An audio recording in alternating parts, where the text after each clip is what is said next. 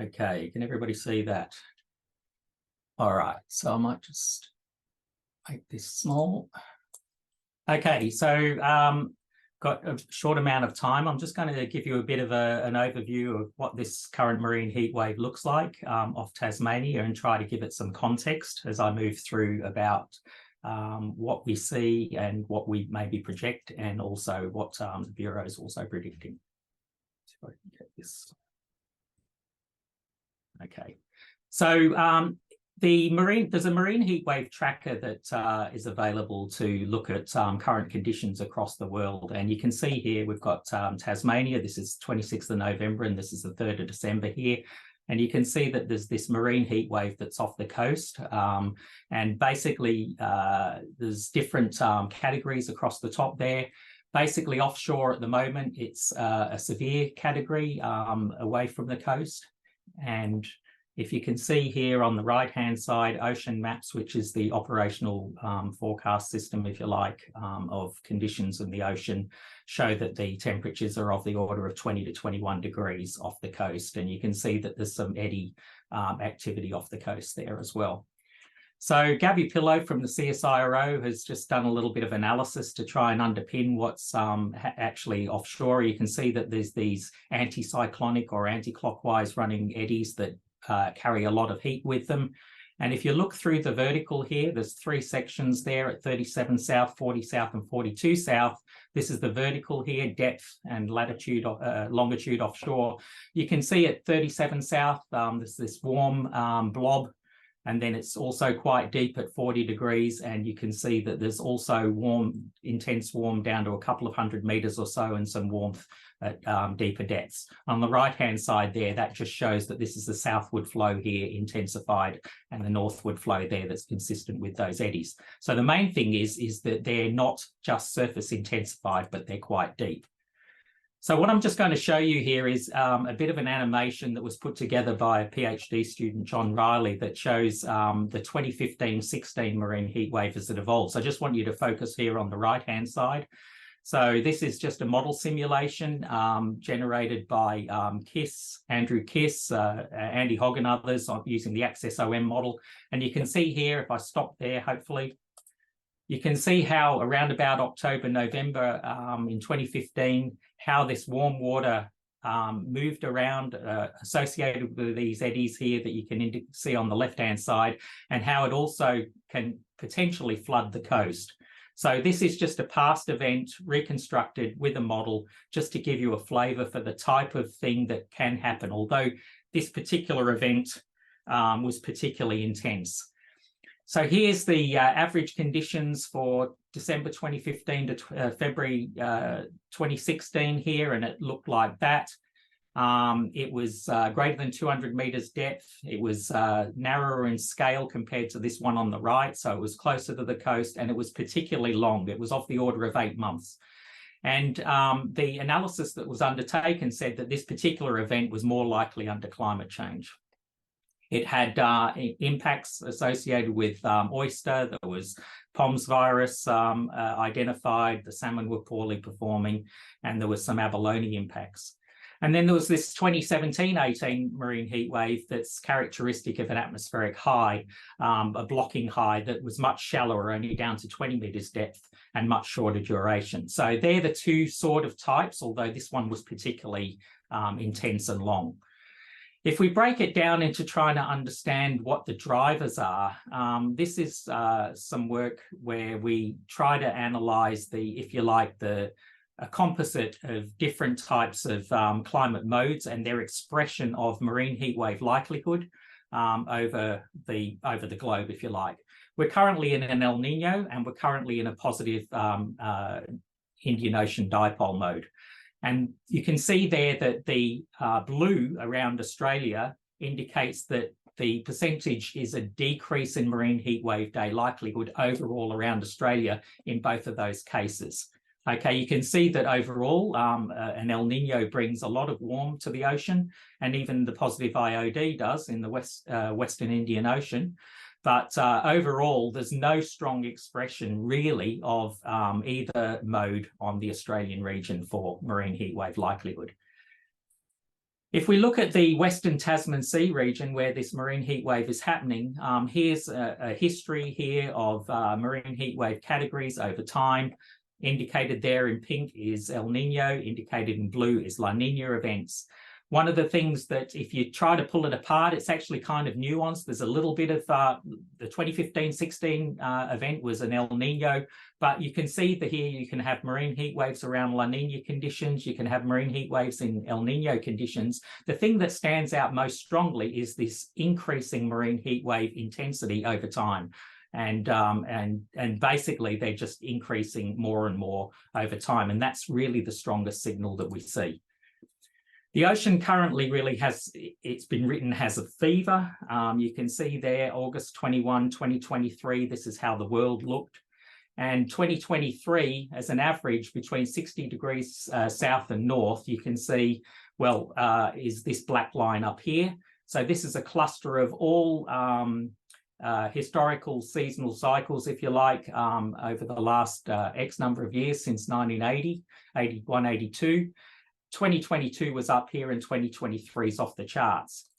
And this particular picture is the 8th of December here with an earlier baseline that just shows how warm the conditions are across the globe. If we look at the Bureau's forecast, January to March 2024, you can see that the overall oceans across the world are basically warm. If you look around Australia here, you can see that things aren't particularly warm compared to the rest of the world, except for this blob down here. Here's an example kindly provided by Claire Spillman and Alastair Hobday showing the forecasted marine heatwave outlook over the weeks ahead through December and then through to February. You can see that there's an intense, reasonably intense marine heatwave here off southeast Australia, off Tasmania, and it starts to dissipate as we go further in time. The key message I want to take away from this is there's a nuanced contribution from El Nino, La Nina, and Indian Ocean Dipole. It's not a strong signature in the region. But if we have a look around the globe in comparison with some of those maps earlier, you can see that this blob here in terms of intensity, marine heatwave intensity trend, 1982 to 2016, and these western boundary current regions around the world, see off here off Japan, off northeast US, off southeast South America. Basically, there's this pattern of increased warming over time off these regions that we see in the historical record. 10 or so years ago, there was work done by Eric Oliver and others showing that under a climate change scenario, if you basically dynamically downscale climate change projections through the 2060s, we would expect an increase in the mean sea surface temperature and an increase in the extremes off Tasmania, associated with eddies basically increasing intensity and so on down the coast of Tasmania. And more recently, some work by Hayashida and others has shown that using the OFAM downscale simulations compared with CMIP, basically here, this region of Tasmania would be expected to warm in the future. And there's lots of other historical evidence to suggest that these things not only have happened in the past, but are more likely in this particular region.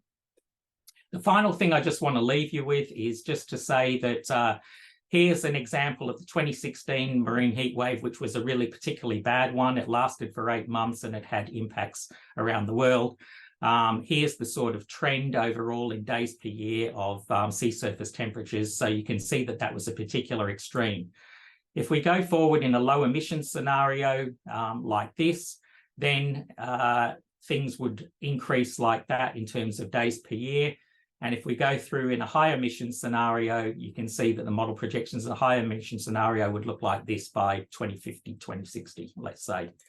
And some work that's basically submitted at the moment suggests that if we take a high emission scenario, we'll have something like a 2015-16 marine heat wave, 1 in every 2 years, and likely under a low emission scenario of 1 in 5. And I'll leave it there.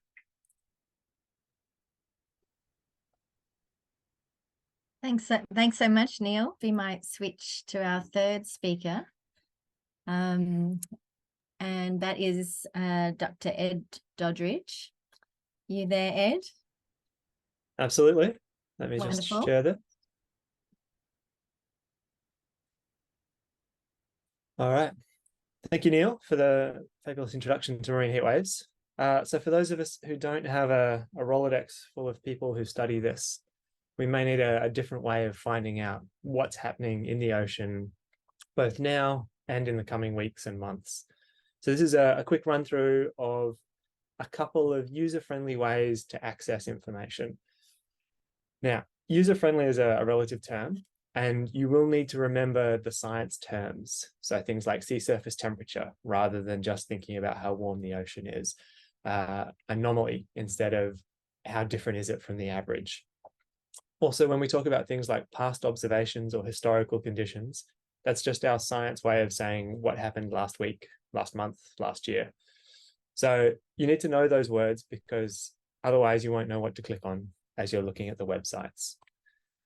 So I'm going to do a detailed run through of two different places: a mobile app called Windy, which is predominantly a weather forecasting app, but it has a plethora of amazing features in there, and two websites. We're going to go through the Bureau of Meteorology's in a bit of detail, because there's fabulous information there and it's really user-friendly. The Integrated Marine Observing System is also an amazing place to get information, but it is geared at a more technical audience.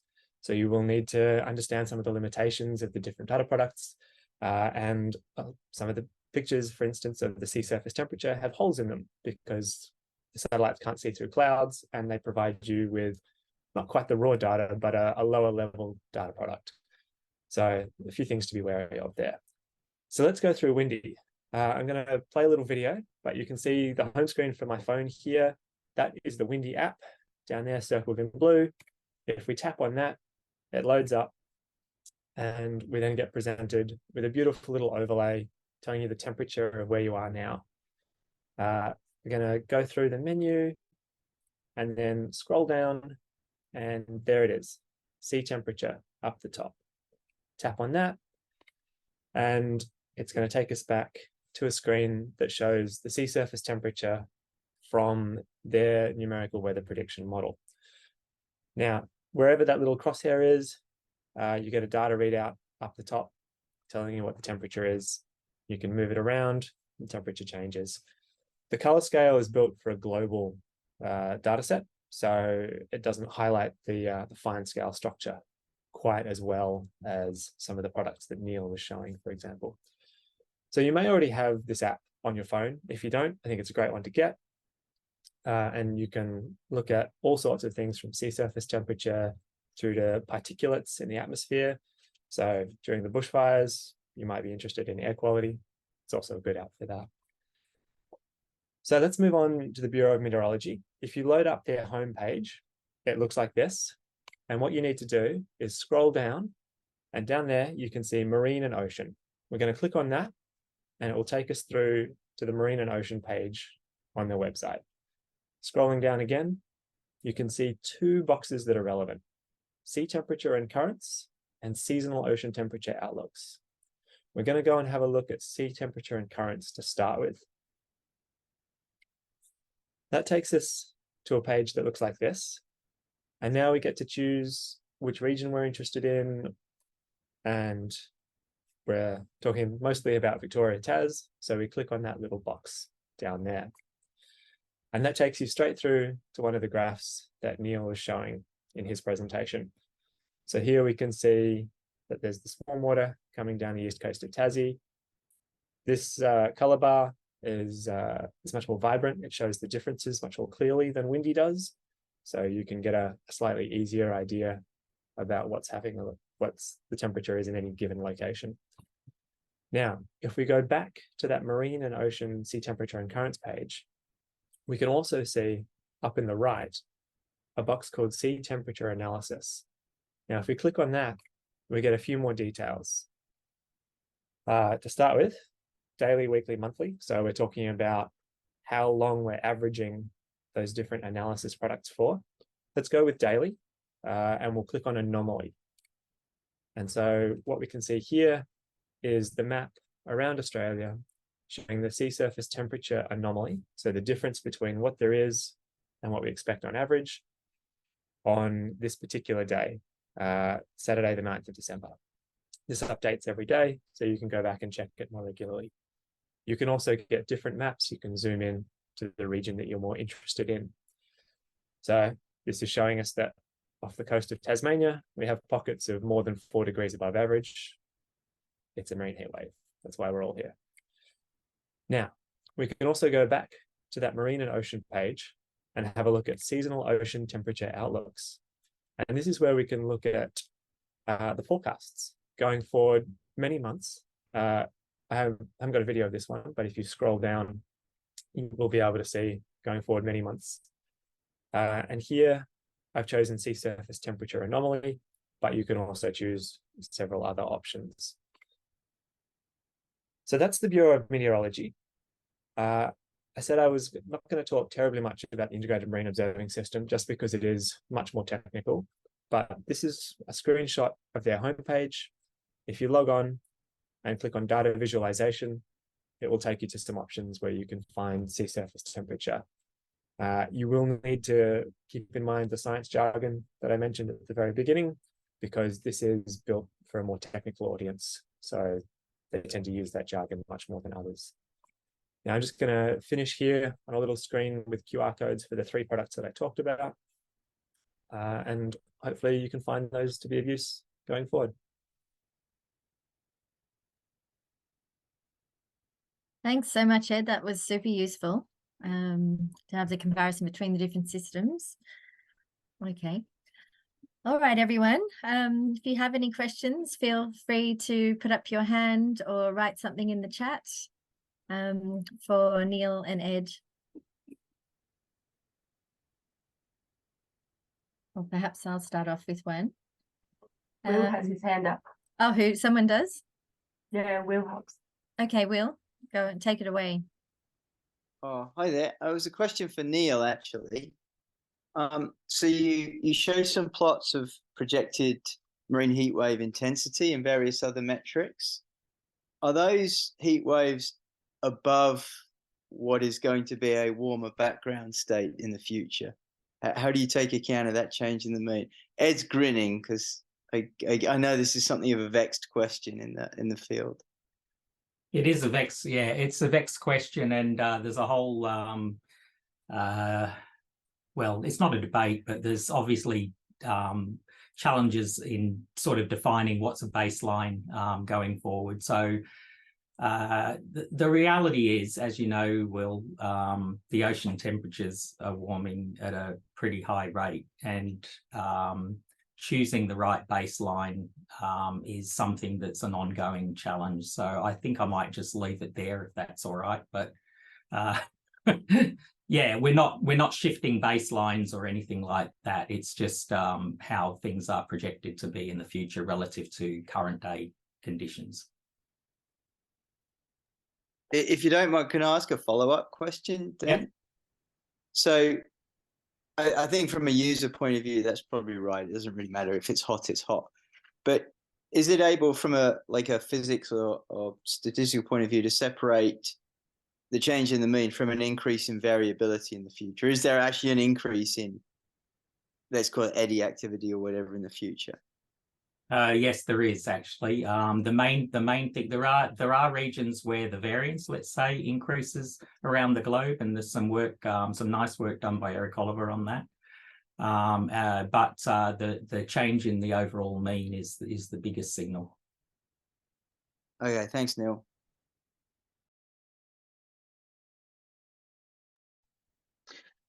Mary-Anne, M here, the host. I actually have a question for our participants.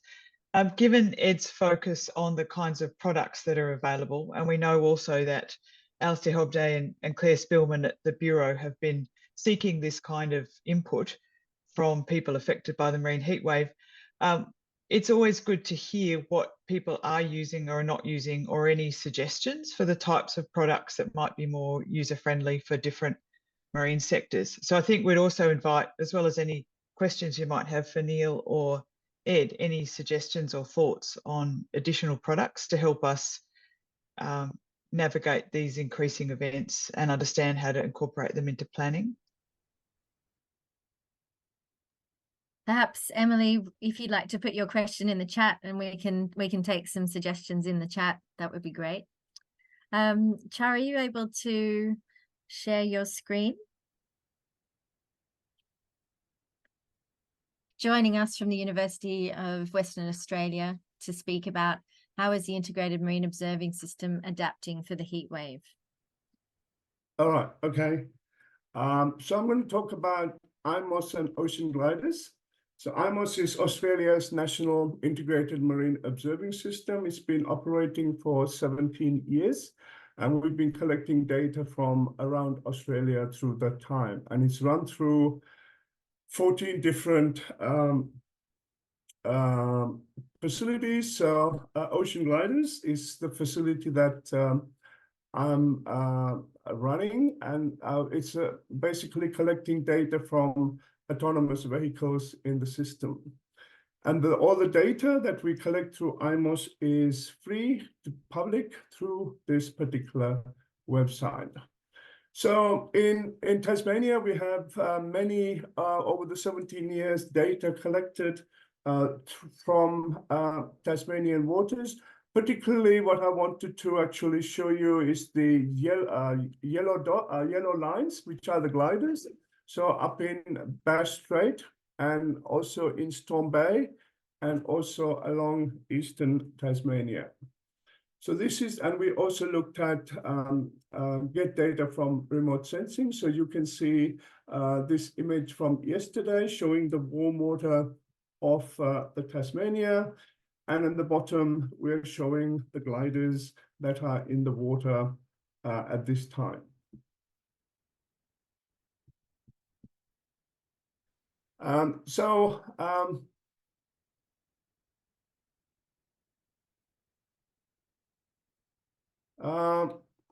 What we're having is basically, I can also share them. You can, so we deploy the autonomous vehicles, and you can see some of the tracks that we have, and we deploy them all around Australia in the last 17 years.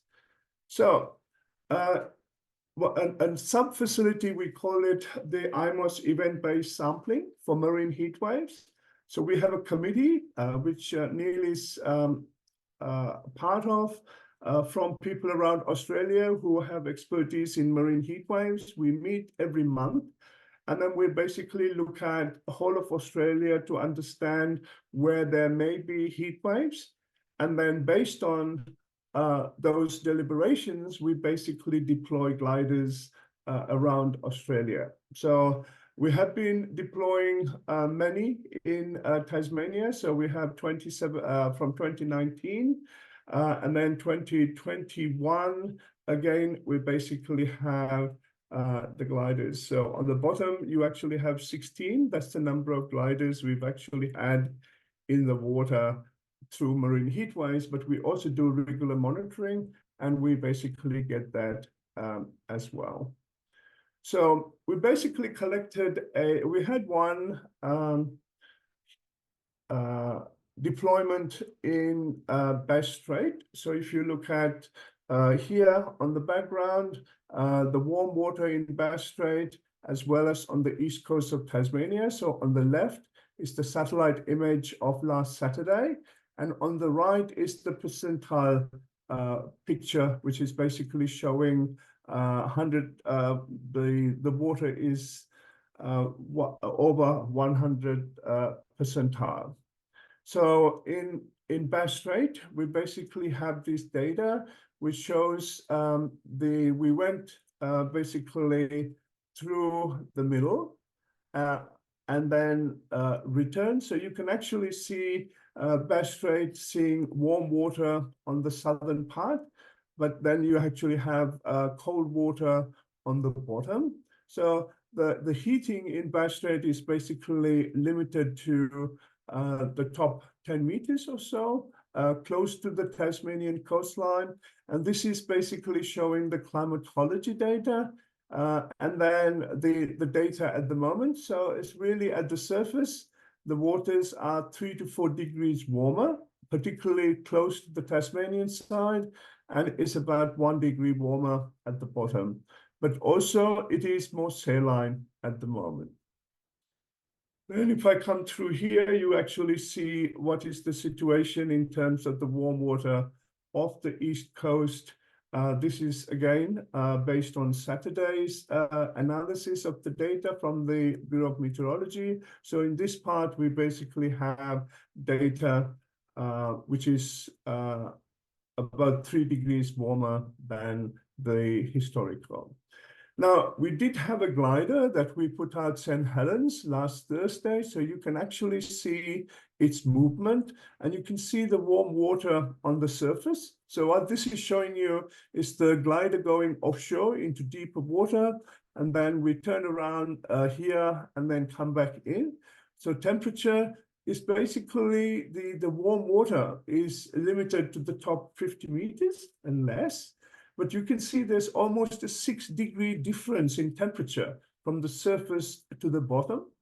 And then you have the salinity, similarly, very high stratification. And then at the bottom, you actually have the chlorophyll, which is mainly at the surface. So I was trying to give you some good news, but unfortunately, yesterday, a professional fisherman picked up the glider and it's damaged it severely. So we basically have no more data up from yesterday. So that's a little bit of bad news. But if I look at the data from before, you can actually see that previous glider is the same. We basically have the heating is limited to the top 50 meters. And as we go through, you will actually, of course, the further you come to the south, the less heating we had in February 2019. So we will continue to monitor the East Tasmanian waters and Bass Strait over the next few months. And in Bass Strait, we have 3 normal deployments. That's our routine deployments that we do. And East Tasmania, as part of the step change, we will do 2 deployments. And then again, from event-based sampling for marine heatwaves, we have 5 deployments around Australia. I'm sure some of them will go to East Tasmania. So idea was that this glider that we had in the water would basically remain in Tasmania for the next couple of months, but then of course it will have to come back. But we'll get a glider back into Tasmania early in January and we'll start monitoring. Thank you. Thank you so much, especially for joining us so early in the day. Okay, everyone, if you have any final questions for all 3 speakers, please feel free to raise your hands.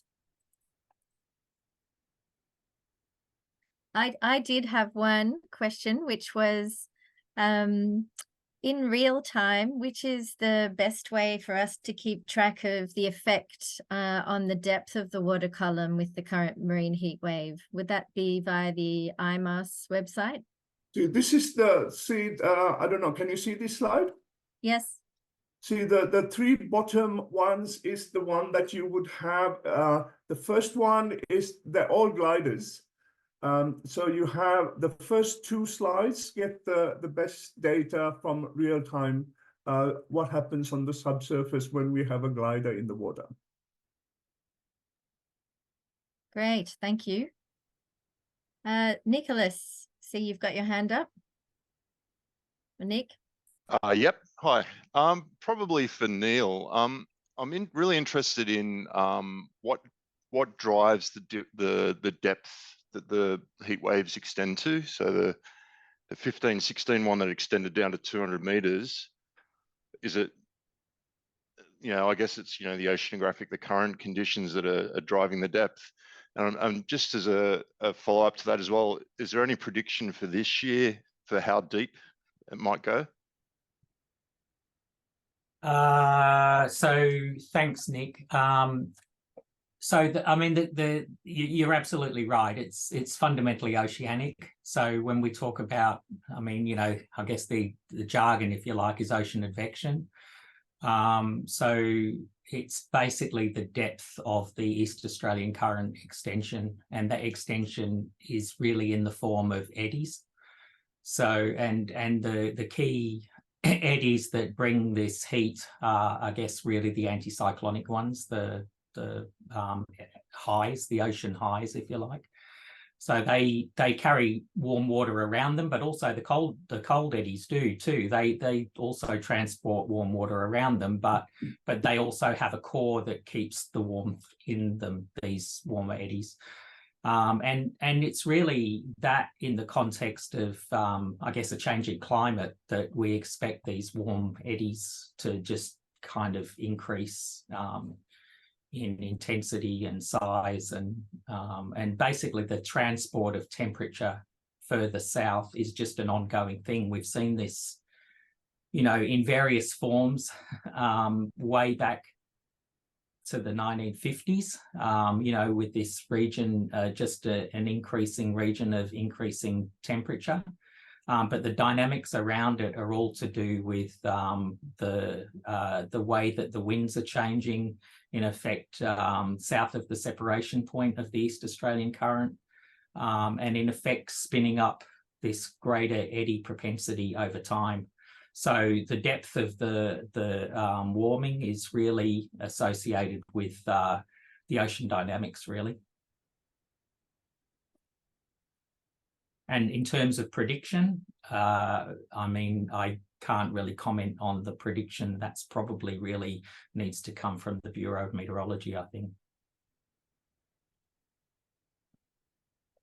Thanks. I can talk about projections. We've got time for a few more questions before we sign off today. Anyone else? Sorry, there's one thing that I would also mention, one of the animations. So maybe not if it's of interest to people, Bass Strait. One of the things with the heat wave is a really big, very area of shark Bass Strait, which is very low in chlorophyll. And if you look at my slides, you will see it later. And but the chlorophyll is actually on the seabed as opposed to on the surface.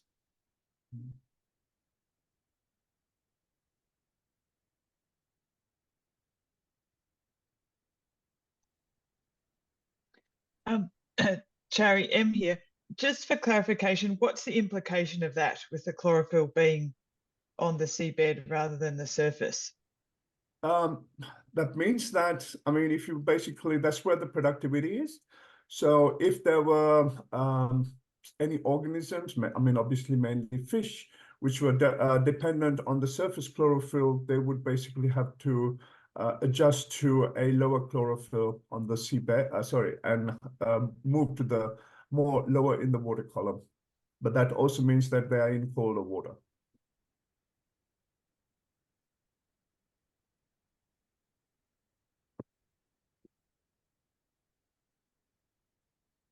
Mary-Anne, I've got a question if that's okay, but I can't find my hand function. How bad's that? Use your real hand. Perfect. Real hand. I think it's a question for Neil. And I'm just wondering, what's the best, you know, educated guess, I guess, on how hot the heat wave might get and for how long? Like, what do you think the estimate is at that stage? I'm wondering what the best case scenario might be and what the worst case scenario might be. Like, what's the, you know, the bookmarks that we're working within? So I think this is really the, I guess it's the prototype model that has been put together by the Bureau and CSIRO. And so I flashed up a prediction, if you like, a forecast in one of the slides. It looks like from that slide that I only got to look at fairly briefly that the marine heat wave is likely to hang around at sort of similar intensity for about a month, and then it'll start to dissipate, I think. So I think that was my reading of it anyway. So Neil, possibly a little bit hotter than the 2016 one, but shorter. Is that what we're? Yeah. So I mean, the thing is with eddies, you know, they kind of come and go, you know, so they move around, and So, and you know, it's a little bit probabilistic as to when the next one's going to kind of pinch off, let's say. So, but I think there's certainly evidence that, you know, this is a particularly eddy, you know, intensive period. Thanks. Alistair's maybe still online. He might have a comment to make, actually, if he's available, because I think he's been watching the bomb forecast pretty closely. I can comment a little bit as well. So we also had a glider in October of Sydney. Basically, we deployed this in Forster. And basically, fortunately or unfortunately, it was basically caught with the strengthening of the EAC. And we couldn't actually get out. It's basically came through the eddies and it went round and round. We just couldn't escape the eddies. It came to the entrance to Bass Strait, and now we've actually run out of batteries on that glider, and it's just lying and going around in eddies, and we are hoping that an eddy will bring it back closer to coast so that we can recover. And it was a very good example of the strengthening of the EAC and with the eddies, and how that warm water actually came along in the last couple of months. Starting from October, the EAC was accelerated and the warm water basically came off.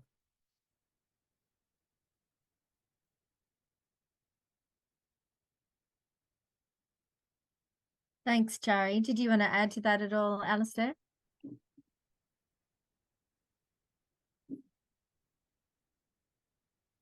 Otherwise, we've got oh, there you go, Alistair.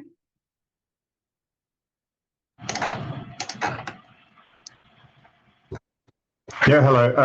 Hi, everyone. Neil's got that right. Looking at the forecast, we think it'll persist through December. The depth will depend on how much more eddies from the EAC push further south along the Tasmanian coast.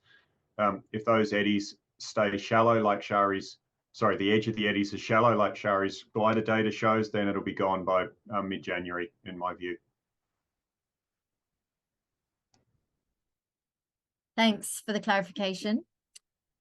In the chat, we just had an earlier question from Jam about if anyone online has a sense of what communities are most likely to be affected on the benthos by the higher chlorophyll, whether it was in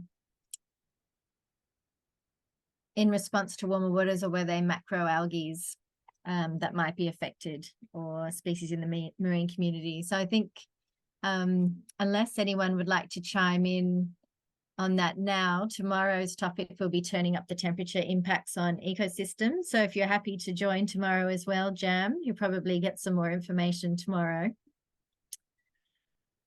I'll hand back over to you, Emily. Thanks everyone for participating today.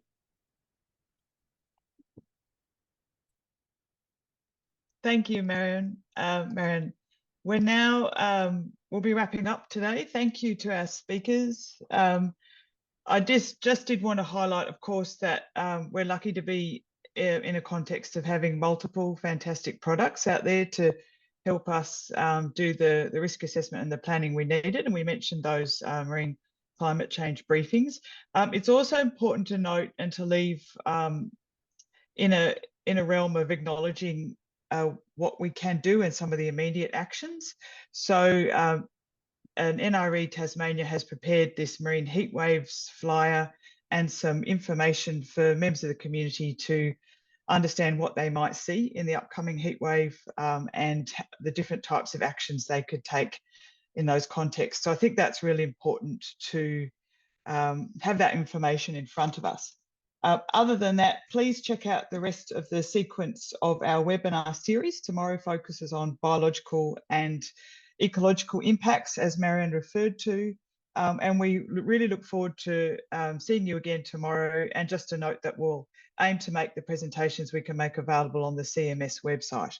So thanks again to Mary-Anne for chairing, to all of you for listening, and especially to our speakers for joining us and giving their time today. Thanks.